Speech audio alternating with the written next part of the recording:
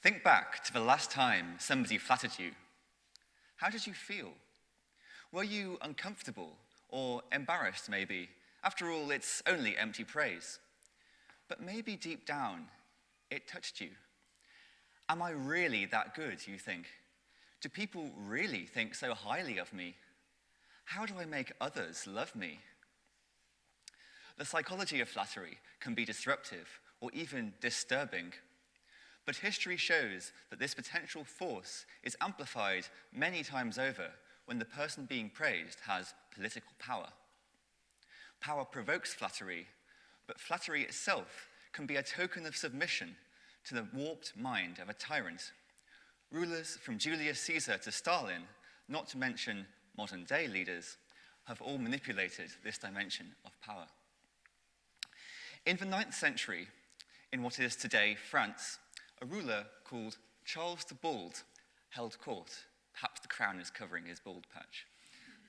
Despite, or perhaps because of, the chronic instability of political power at this time, intellectuals of the age wrote gushing poems in which they praised his power, often literally to the stars. As I examined these poems in my research, they seemed disgusting, ridiculous, with their outrageous flattery. This set me wondering, how could such obvious sycophancy be compatible with the ideals of a Christian king who should be humble before God and the church? To answer this question, I looked in two directions. One was back to texts written at the time of the Roman Empire and its later conversion to Christianity. These sources informed Charles's court and revealed that flattery of the powerful had always been regarded as a problem.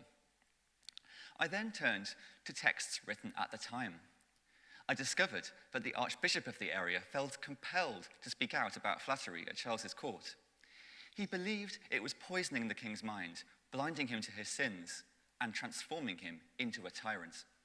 But this didn't stop Charles's poets. No, one of them even wrote a treatise praising praise.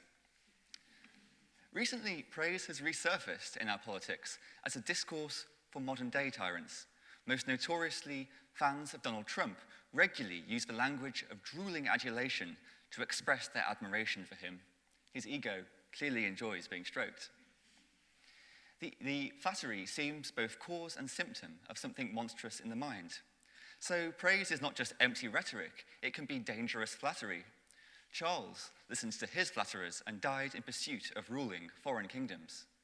What might Trump do if he heeds his flatterers?